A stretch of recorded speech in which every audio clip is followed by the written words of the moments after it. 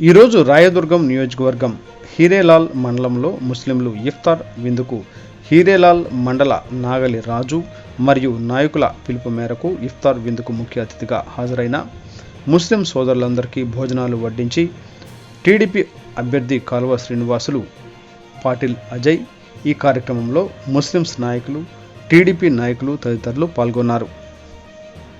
సోదరీమణులందరికీ కూడా హృదయపూర్వక శుభాకాంక్షలు తెలియజేస్తూ ఉన్నాం. గతంలో చంద్రబాబు నాయుడు గారు ఉన్నప్పుడు రంజాన్ తోఫా అది ఇచ్చి సహాయం చేశాం.